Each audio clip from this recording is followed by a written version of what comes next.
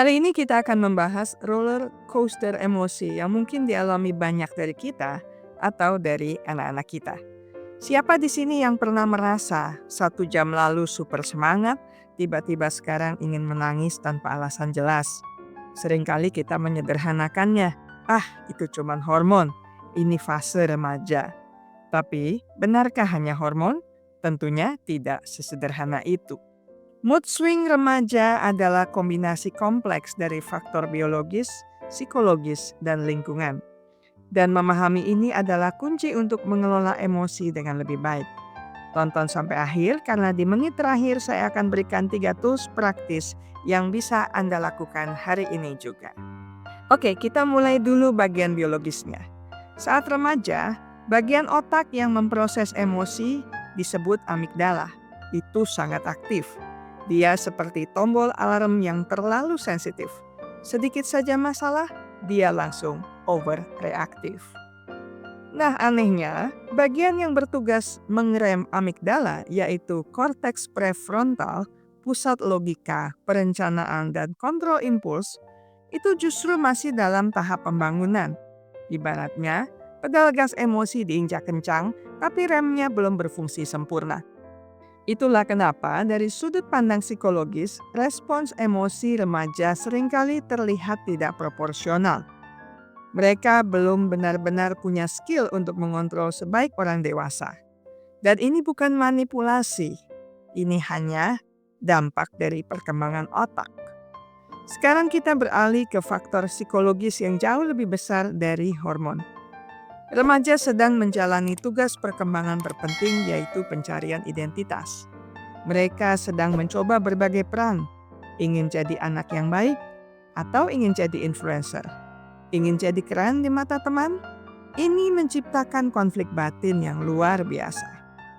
Tekanan sosial media dan perbandingan adalah bahan bakarnya. Ketika harga diri mereka sangat tergantung pada validasi luar, seperti adanya likes, komentar, atau penerimaan teman, maka saat validasi itu hilang, mood mereka akan langsung jatuh bebas. Itulah mengapa mereka sangat peduli pada hal-hal yang bagi orang dewasa terlihat sepele. Bagi mereka, itu bukan sepele.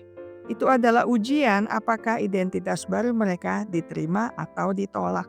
Pilar ketiga sering terlupakan. Mood swing yang intens juga terjadi karena kurangnya coping skills atau keterampilan mengelola emosi yang sehat. Ketika mereka marah, sedih, atau cemas, mereka mungkin hanya tahu cara teriak, membanting pintu, atau menarik diri. Mereka belum diajari strategi yang lebih adaptif. Orang dewasa sering punya tools seperti menulis jurnal, olahraga, atau meditasi.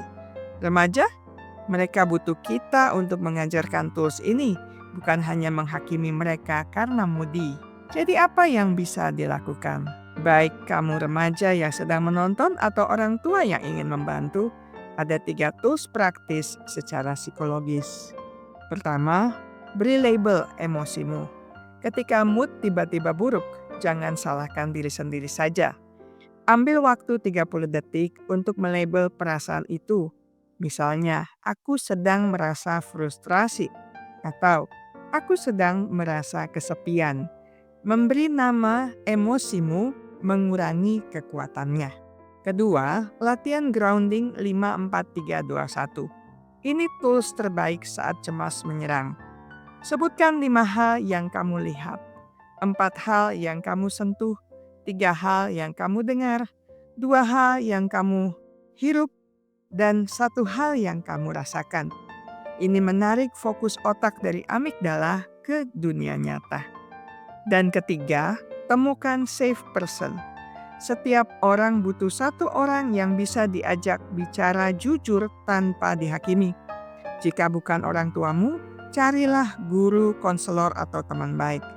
Berbicara itu adalah coping skills yang cukup ampuh. Ingat, mood swing remaja itu normal. Tugas kita bukan menghilangkan emosi, tapi mengajarkan cara mengendarai roller coaster itu dengan aman. Saya selesai sampai di sini.